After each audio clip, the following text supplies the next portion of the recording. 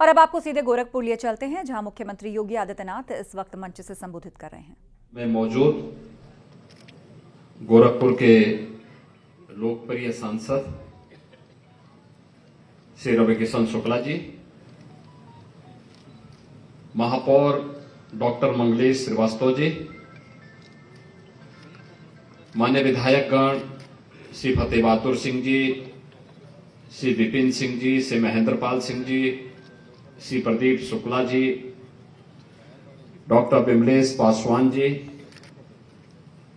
विधान परिषद सदस्य और भारतीय जनता पार्टी के प्रदेश के उपाध्यक्ष डॉक्टर धर्मेंद्र सिंह जी, जिलाध्यक्ष युधिष्ठिर सिंह जी, महानगर अध्यक्ष राजेश गुप्ता जी, गोरखपुर विकास प्राधिकरण के अधिकारीगण और उपस्थित लाभार्थीगण, भाइयों और बहनों, गोरखपुर विकास प्राधिकरण के द्वारा जो विभिन्न प्रकार की योजनाएं चल रही हैं, उन योजनाओं के क्रम में 175 करोड़ रुपए से अधिक की लागत की परियोजनाओं के लोकार्पण और शिलान्यास के साथ ही खोराबार टाउनशिप एवं मेडिसिटी योजना के फ्लैट्स के ई लॉटरी के कार्यक्रम को और माई जीडीए ऐप का शुभारंभ भी आज यहां पर हुआ है।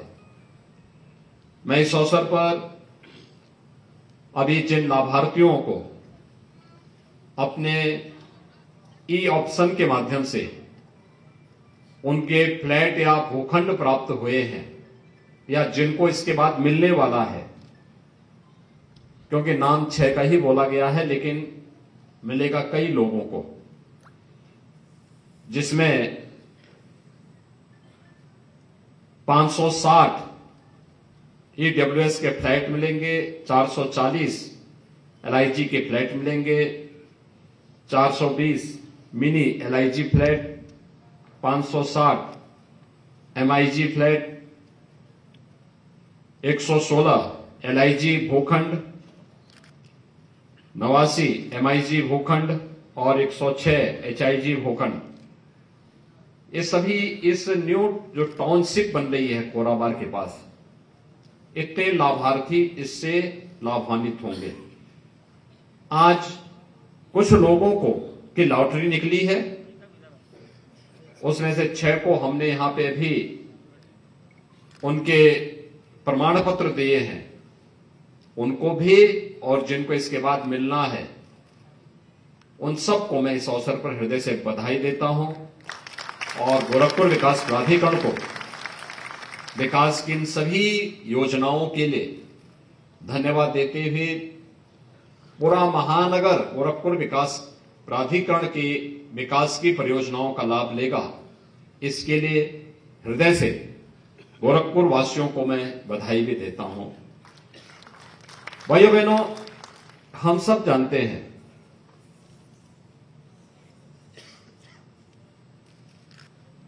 आज का समय अर्थव्यवस्था का समय है, आर्थिक युग का समय है। देश हो या प्रदेश, समृद्ध विरासत के साथ साथ अगर वह आर्थिक रूप से भी समृद्ध है तो उसकी प्रति व्यक्ति आय में भी उतनी ही वृद्धि होगी।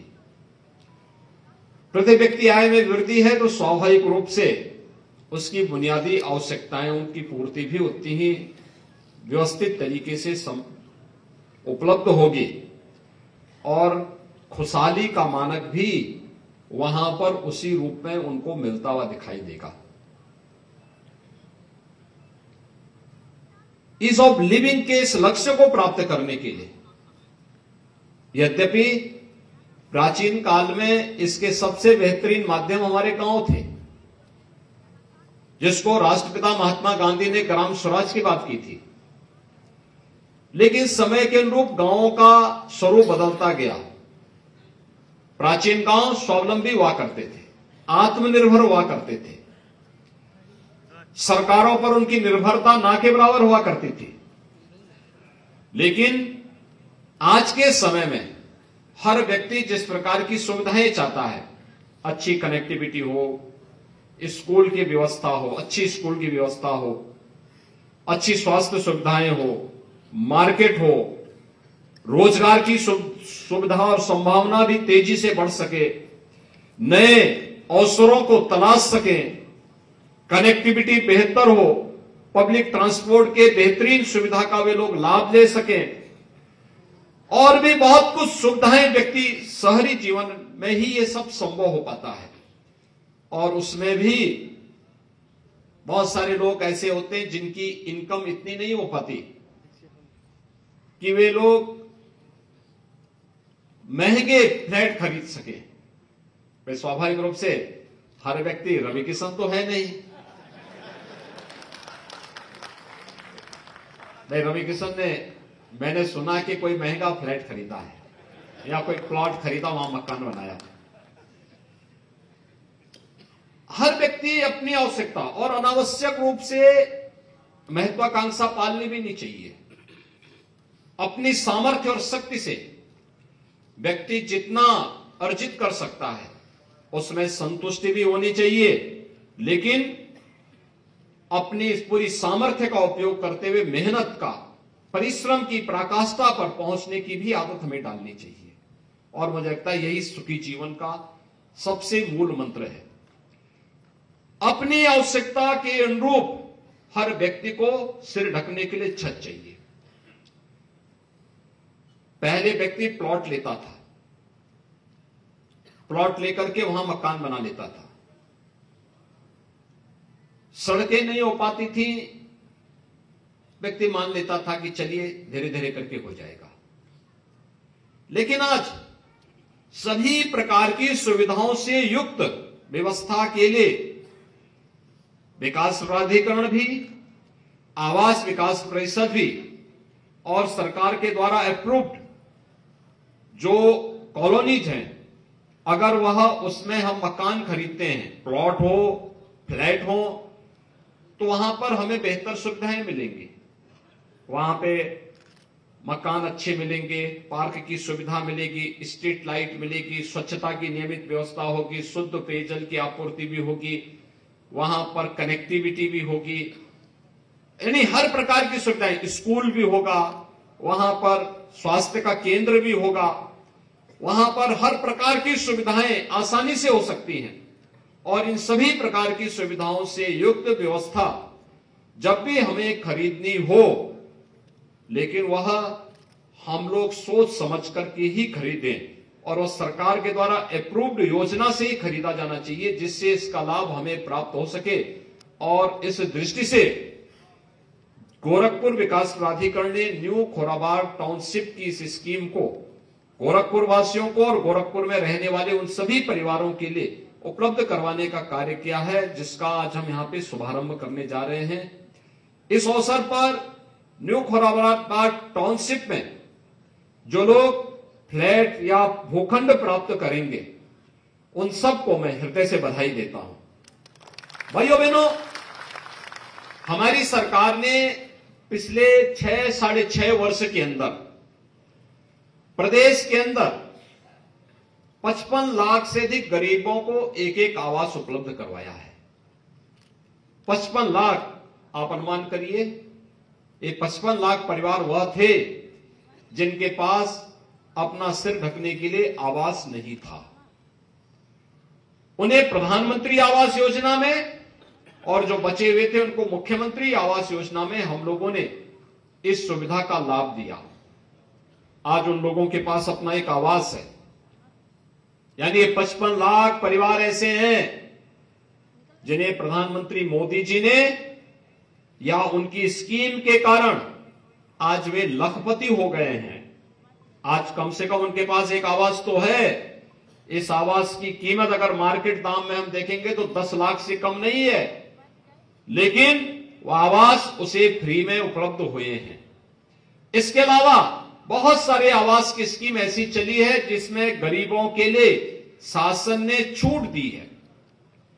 उसका भी लाभ बहुत बड़े पैमाने पर प्रदेश भर में उपलब्ध कराया गया है। और हम लोगों ने इस बारे में गोरखपुर विकास प्राधिकरण और प्रदेश भर के विकास प्राधिकरणों से बार बार कहा है, हमारा लक्ष्य होना चाहिए, जैसे व्यवसाय के लिए ईज ऑफ डूइंग बिजनेस होता है, उसमें सरकार रिलैक्सेशन देती है, सरकार रिफॉर्म करती है, सरकार नए नए तरीके अपना करके व्यवसायियों के सुविधा के लिए अनेक प्रकार की सुविधा उन्हें उपलब्ध करवाने का कार्य करती है, रिफॉर्म करती है, उसके लिए कानून बनाती है, संशोधन करती है। ऐसे ही आम नागरिक के लिए भी उसके लिए ईज ऑफ लिविंग यानी उसको रहने की सुविधा, उसका जीवन यापन सरल हो सके, सहज हो सके, आसान हो सके, इसके लिए भी हम सभी प्राधिकरणों से, सभी नगर निकायों से, सभी ग्राम पंचायतों से सरकार का स्पष्ट निर्देश है कि वह प्रत्येक नागरिक के लिए उतनी सुविधाएं उपलब्ध करवाने का कार्य करें। आज उसी का परिणाम है। आपने देखा होगा कि जो काम आजादी के तत्काल बाद होना चाहिए था, वह कार्य आज सरकार कर रही है। प्रधानमंत्री मोदी जी के कारण देश के अंदर 12 करोड़ गरीबों के शौचालय बन गए। अकेले उत्तर प्रदेश में 3.25 लाख गरीबों के शौचालय बने। इन गरीबों के पास अपना शौचालय नहीं था। 55 लाख गरीबों के पास अपने आवास अकेले उत्तर प्रदेश में प्राप्त हो गए। इसी प्रकार से बिजली जहां नहीं पहुंचती थी, वहां बिजली के कनेक्शन उपलब्ध करवाए गए, रसोई गैस के कनेक्शन उपलब्ध कराए गए, पेंशन की सुविधा निराश्रित महिलाओं को, वृद्धजनों को, दिव्यांग जनों को राशन कार्ड की सुविधा, 5 लाख रुपए की आयुष्मान भारत की कार्ड की सुविधा, ये ईज ऑफ लिविंग के लक्ष्य को प्राप्त करने के लिए सरकार के द्वारा उठाए गए वे कदम हैं जो प्रत्येक नागरिक के जीवन को आसान बना सके और वह व्यक्ति खुशी के साथ अपने परिवार के साथ जीवन यापन करने की सुविधा पाने का वह अधिकारी है या उसको प्राप्त हो सके। और उसी क्रम में आज यह गोरखपुर की इस प्रकार की सुविधाएं उपलब्ध कराई जा रही हैं। आज यहां पर जिन परियोजनाओं को हमने लोकार्पण किया है, उनमें पत्रकारपुरम विस्तार आवासीय योजना का है। रामगढ़ ताल परियोजना में सर्किट हाउस के समक्ष फाउंटेन और हर्बल पार्क का कार्य है। हर्बल पार्क में 1500 से अधिक औषधीय पौधे लगाए गए हैं। पहलेगंज से बुद्ध विहार द्वार तक ऑर्नामेंटल लाइट्स का है। रामगढ़ ताल के किनारे रेलिंग लगाने का कार्य है। बाबा गंभीरनाथ प्रेक्षागृह में 25 केवीए का सोलर लाइट प्लांट लगाने का कार्यक्रम है। और साथ साथ शिलान्यास की जो योजनाएं हैं, जिनमें 22 परिषदीय विद्यालयों के कायाकल्प का कार्य है। 63 नगरीय परिषदीय विद्यालयों में स्मार्ट क्लास लगाने के लिए सामुदायिक भवन, electric vehicle charging station, police line में परेड ग्राउंड में शेड लगाने का कार्य, प्राधिकरण की विभिन्न योजनाओं में 9 स्थानों पर इलेक्ट्रिक व्हीकल चार्जिंग स्टेशन स्थापित करने का कार्य, ये सभी यहां पर उपलब्ध करवाने के कार्य आज शिलान्यास और लोकार्पण के माध्यम से भी किए गए हैं। आज रामगढ़ ताल आपका देखो कितना अच्छा ताल बन चुका है। पूरा देश जो भी गोरखपुर आता है वह गोरखनाथ मंदिर भी जाता है तो रामगढ़ ताल की तरफ आना भूलता नहीं है। और शाम के समय अगर कोई आ गया तो फिर रवि किशन की तरह फिर जाने का नाम भी नहीं लेगा। देखो, अब उन्होंने पहले वे फिल्म की शूटिंग के लिए आए, आज जनता जनार्दन की फिल्म की शूटिंग के साथ साथ जनता जनार्दन की सेवा यहां पर कर रहे हैं, एक सांसद के रूप में और आपके लोकप्रिय जनप्रतिनिधि के रूप में। ये होती है, आपका शहर जब अच्छा लगेगा तो हर व्यक्ति आएगा और फिर वहां रहकर के अपनी एक नई सोच देगा। वे एक कलाकार हैं तो कला की एक नई सोच, नौजवानों को कलाकार बनाने के लिए कला के बारे में, कला के प्रति श्रद्धा और सम्मान का भाव व्यक्त करने की एक नई प्रेरणा, और उनके साथ देश और दुनिया का कलाकार यहां आता है देखने के लिए कि गोरखपुर में अच्छा, इतनी बड़ी, नहीं तो गोरखपुर में आज से 10 साल पहले, 20 साल पहले तो गोरखपुर का नाम लेकर के लोग डरते